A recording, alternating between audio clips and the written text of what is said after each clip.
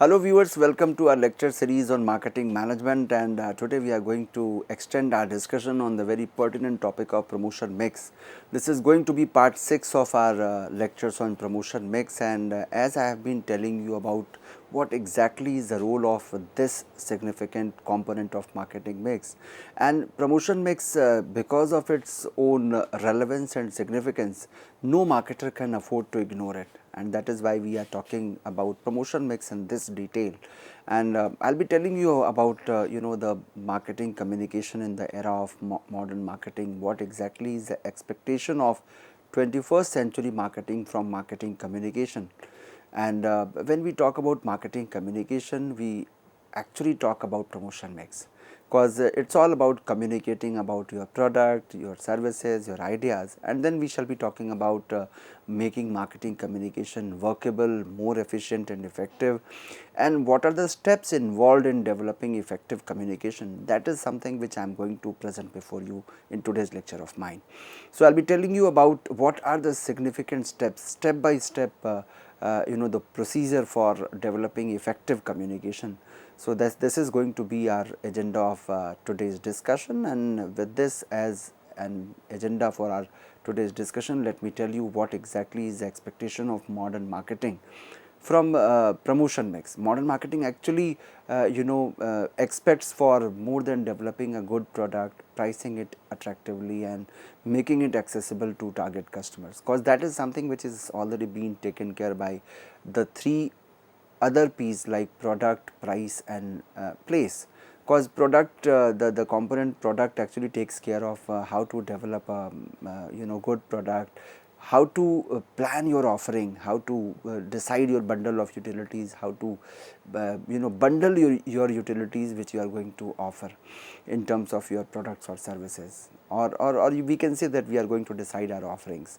And then the second component comes to be the pricing of it, that how to make it so reasonable and attractive that customers should always believe that yes, this pricing is very genuine and I don't have any problem in making payment of this price. So the price, if you ask from the customer's perspective, it should never be pinching to the customer. They should feel it normal, that yes, if this is the quality, then of course this price is something which I can always afford. And when we talk about channels of distribution, their job is to make it accessible to target customers. But the fourth component, when we talk about promotion mix, this is something which is very significant. Why it becomes so significant? Because even if your product is of best quality, your pricing is very rational, very genuine, and you are making it accessible to your customers with all possible efficient channels of distribution. But unless you tell about all this to your customers, unless they are aware about it, how would they place their order? Of course no.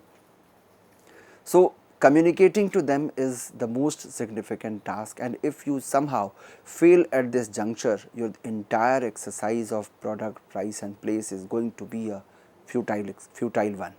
So if you really wish to make it efficient and effective, if you really wish to do your marketing, if you really wish to be successful in your marketing efforts, communication is something which is very important. You can't ignore the circuit of communication and its own significance. So you have to communicate with present and potential stakeholders and also with the general public, because you never know that today who is not your customers, tomorrow the person can join the team of your customers.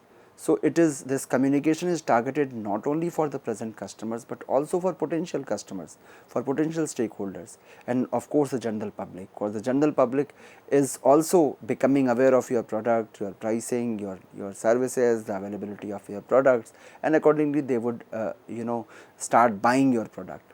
So my dear learners, this is the reason why we are going to discuss about the steps involved in making marketing communication effective, because the onus lies on the communication part now.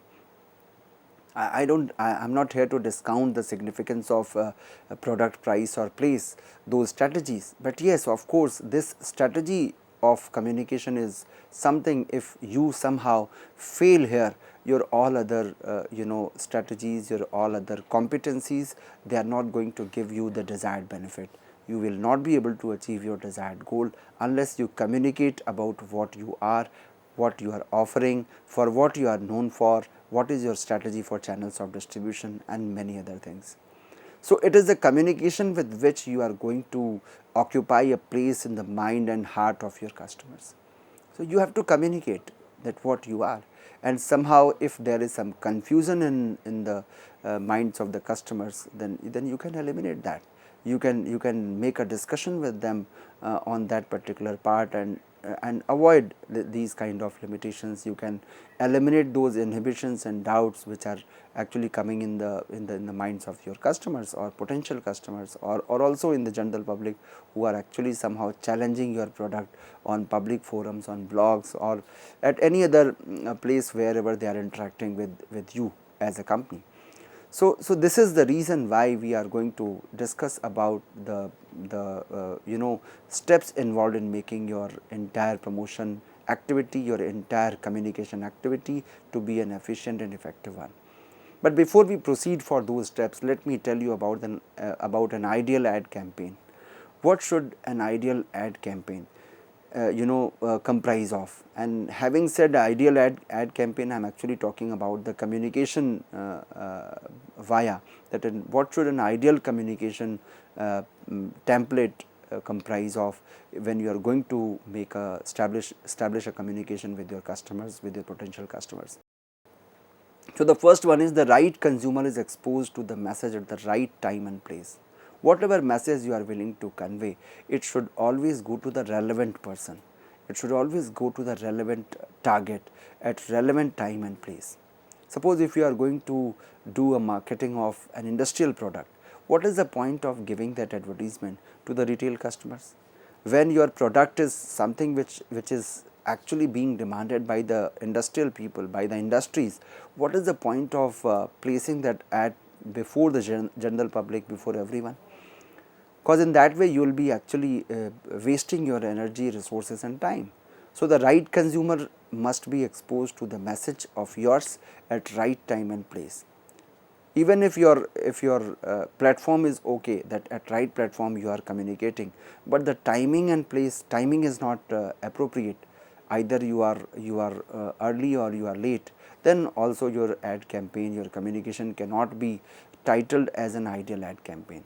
So, platform, time and place, these three things are very important, or I would say time and place is very significant force to make an ad campaign to be an ideal one. The second one is that whatever advertisement you are floating, it must cause consumers to pay attention. It must be eye grabbing, it must be attention grabbing, eye catching, that the customers, when they are going through that particular ad, they are being attracted to your message. So, your message should be planned in such a way that they should not be in a position to ignore that, and that can only be possible when your message is planned in a proper manner. And eventually we talk about the reflection of consumers level of understanding and behaviors with the product. So, whatever advertisement you are floating, your advertisement must give a reflection of the consumer's level of understanding. You should not design an ad which your customers are not able to understand. What is the point of designing a complex communication, complex advertisement about which your customers are they start scratching their head that from where it is coming, what is the purpose of this specific advertisement, why am I watching this advertisement, why am I reading this piece of advertisement? If these questions are coming in the mind of the customers or the general public, then of course your ad is not giving a reflection of consumers level of understanding. And of course, their behavior with the product is also an important factor. The next is your ad must correctly position brand in terms of point of difference and point of parity. When you are positioning your communication, you should understand that not only the difference, but also the parity need to be shown. I should never say that yes, I'm actually presenting before you an out of the world kind of product. Of course, you are not going to do that. So, whatever differences, whatever USPs you have created, unique selling propositions you have created, nobody is stopping you from showing those USPs, nobody is stopping you from reflecting those USPs in your advertisement. But yes, you should not forget to offer the point of parity as well. that this is the point where we are at par with the other brands available in the market. So that customer should feel at ease that yes, whatever product I am going to buy, it is having the parity with the other brands available, and there are certain differences, and those differences are for the positive cause. Those differences are actually making your value proposition, they are making an addition to the value proposition being offered by the marketer. So this is what an ideal ad campaign should comprise of. It must motivate consumers to consider purchase of the brand. You should not end up customers in a state of confusion. You should always end up your advertisement, your communication by motivating customers to consider the purchase of the brand, because that is something which is your motive, and you must try to create strong brand association by the way of this communication.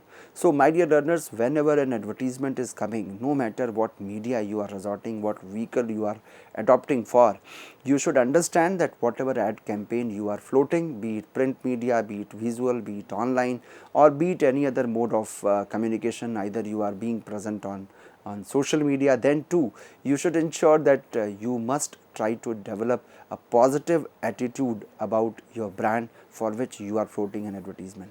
You must end up with a what you call as a very successful kind of communication, wherein you are able to communicate for what you are here, what is the reason of your existence, what you are offering, and why a customer should develop a strong brand association with your brand, with your product. So, that is something which is actually the crux of the story, that yes, ideally you should communicate in a proper manner, and one line, single line answer here is, single line guidance here is that your communication must be complete. Having said communication must be complete, I mean to indicate that whatever communication is going on, that communication is actually proper, that communication is actually done, and you and your customers both are on the same page, both are able to understand what they are being communicated and for what this advertisement is coming. Now, the question comes, how to develop effective communication. Ideal scenario we have already discussed, but how to develop effective communication? There are 8 steps in developing effective communications, and I will be telling you about those steps. Although these 8 steps are not the exclusive one, there can be some addition or deletion from them, but yes, ideally these steps are something which can't be ignored. So, all these 8 steps in developing effective communications we should keep in our mind whenever we are communicating. So, some of them I am going to discuss with you, although I will be presenting before you all 8 steps. The first one is identifying the target audience to whom you are going to address. I will be discussing with you all these points in detail, so that you have a better understanding of how to develop effective communication. The second is, you have to set the communication objective. Of course, what is your objective, what is your goal, how you are going to design the communication, how to select the communication channel, establishing the total marketing communication budget, and many other things are there. So, let me start with the step 1. What is the first step? If you ask me that I am going to a class for delivering a lecture, and if you ask me, sir, what would be your first step? How would you plan your lecture in a class? So, my first step would be that I would first ask a question to the person who is calling me for the lecture, that who is my audience, who is my target audience, to whom I am going to address to, whether I am going to address to or deliver my lecture to an undergrad student, or to a postgraduate student, or to the doctoral students, or to the faculty members who are there for their own faculty development programs. And once I am aware of who is my target audience, accordingly my lecture is going to be different. Of course, the lecture which I will be delivering to the undergrad students, I can't deliver the same to the faculty members who are coming there for attending their FDPs, for attending their quality improvement programs. Of course not. So, likewise in advertisement also, the first step is we have to identify the target audience, to whom I am going to address to. Who is my target audience? Because that would design, that would decide the composition and direction of my entire communication program. What would be my composition? How would be the direction of, where would be the direction of my advertisement, the media platform, the segment, everything will depend upon my target audience. So, which media of advertisement I am going to use, on which platform I am going to communicate, what would be the language of my advertisement, all that would be determined by the target audience to whom I am going to address. So, the process of your ad campaign, your promotional activity must start with a clear target audience in mind. You should be very clear that who is my target market. So, after doing the clear profiling of the detailed profiling of all of the entire market, you should decide what is my target. So, you must follow the segmentation, whatever basis of segmentation you wish to resort to, you have already done. So, the prerequisite is that segmentation is done and you are able to identify your target. So, you should decide the potential buyers of your products, who are your current users, who are the deciders in the market, or what you can call as the people who are actually going to become the catalyst for your brand, or you can call them influencers, or nowadays we call them affiliates, because we are living in an era of affiliate marketing. So, who are going to be the influencer or deciders, and of course, the individuals, groups, particular public, or the general public. So, we should actually decide, we should be clear about the target audience of our product, that to whom I am going to address to. So, the first step is that your segmentation is done and you are aware of your target, and accordingly you would go for the next step. So, you should have a clear target, that who is my potential buyer, who is the current user, deciders, influencer, individual, general public, that whether your product is going to be delivered, is going to be circulated at local level or state level or national level or at global level also you are going to offer that product. So, accordingly your plan will follow. The target audience is actually is having a critical influence on your decision about what you are going to say, how you are going to say, when, where, and to whom you are going to address.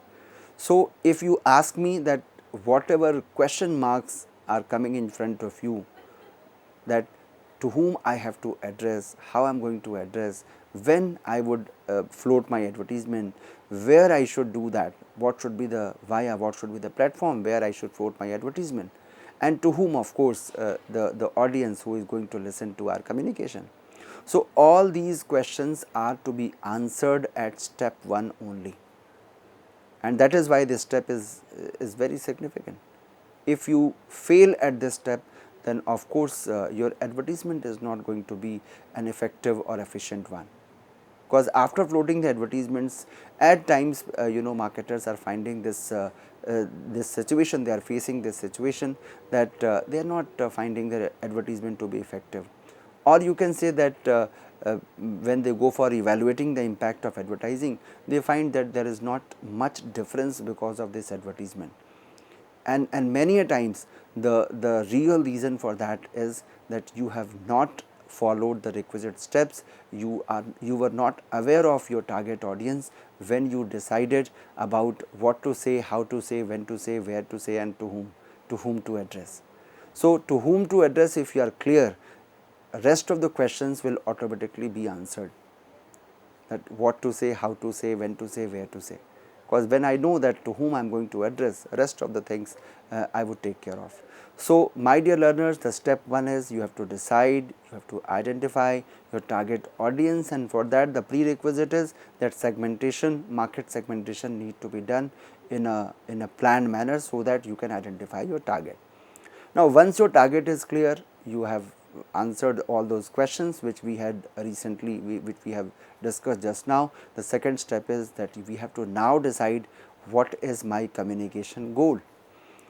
So, when I am going to, so what to say, that would be decided here at step number 2. To whom to say, we have decided. Now, what to say, that would actually be determined by the communication goals. What is my communication goal right now? And that would be determined by the stage of your product in a product life cycle. If my product is completely new, or if I am going to deal with a new product, then of course, I would actually be informing my customers. But if the stage is of maturity, then of course we have to remind them.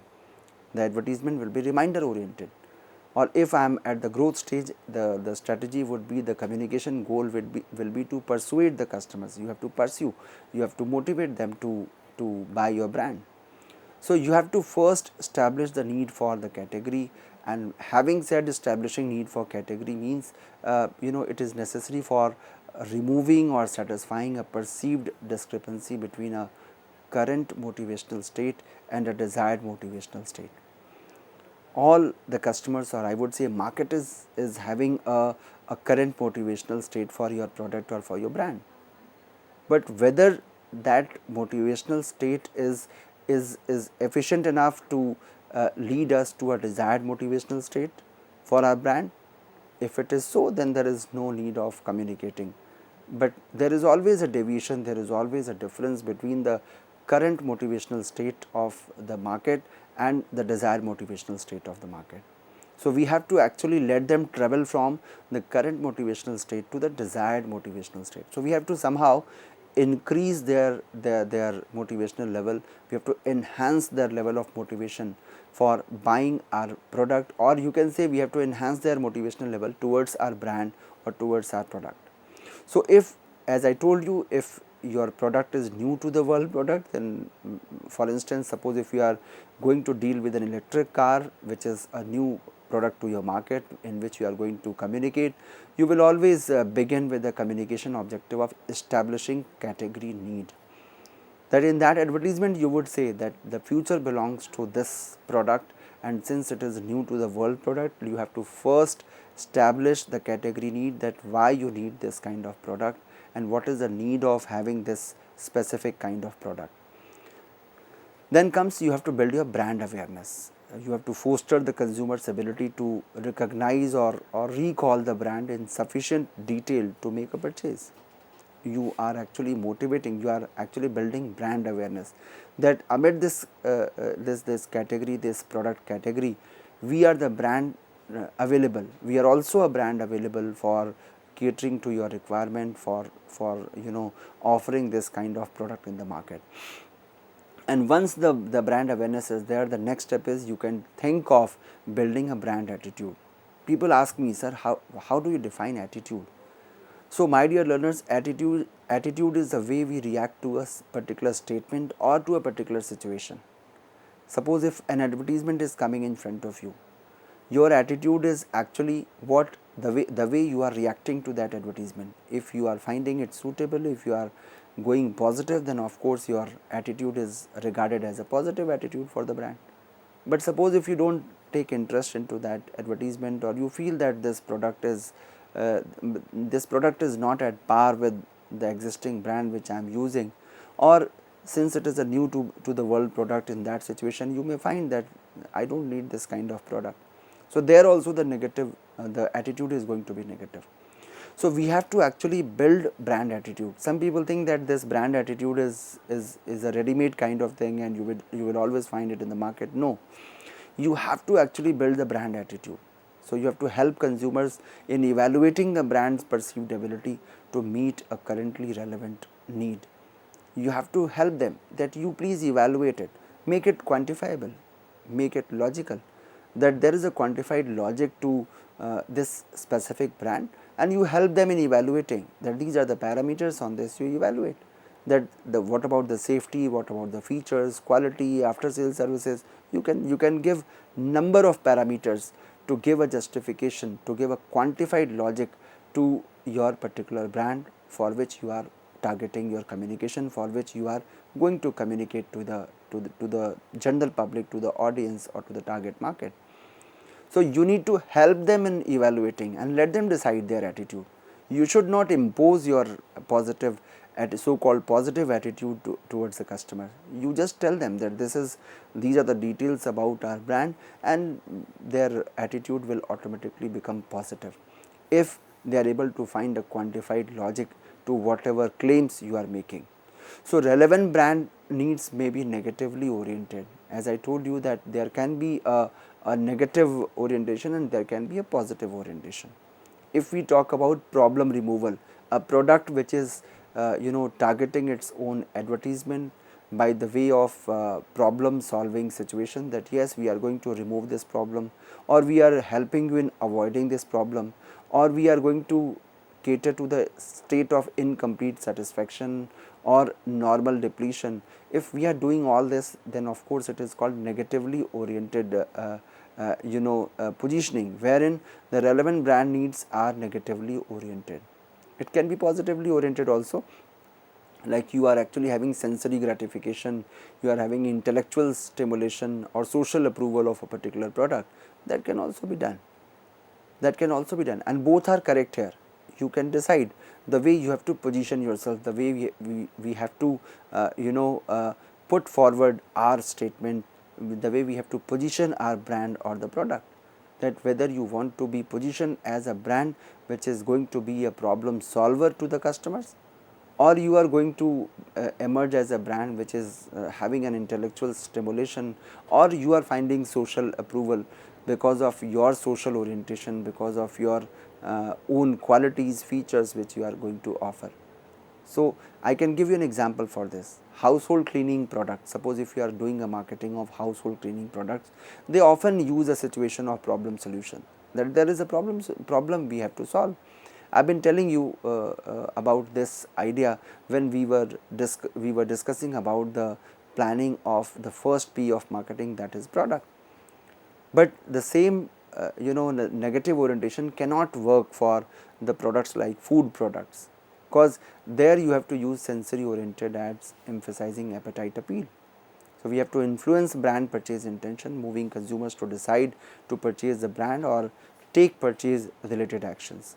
So, promotional offers, for instance, I am giving coupons or 2 for 1 deals, they encourage consumers to make a mental commitment to buy, and that is what we actually need, that is what is our ultimate goal. But there are many instances where customers don't want don't have any an expressed category need, and may not be in the market when exposed to a particular ad. So, they are very much unlikely to form buying intentions. So, I can give an example for that. In any given week, only about 20% of adults may be planning to buy detergent, only 2% to buy a carpet cleaner, or only 0.25% to buy a car. So, suppose if the advertisement of a car is coming in front of me, and I have recently bought a car, so I won't be interested into that. So, marketers should not mind that, marketers should not take it a negative factor there. They should be positive. There might be a possibility that whatever advertisement I am exposed to, I can communicate it to my friends, I can communicate it to my acquaintances if I am impressed with them. So, at any point of time you should be ready enough to communicate them in a proper manner. So, my dear learners, out of 8 steps, 2 steps we have discussed. The remaining steps we shall be discussing in the next lecture of mine. I hope you must have understood whatever we have discussed in today's lecture of mine. Thank you so much.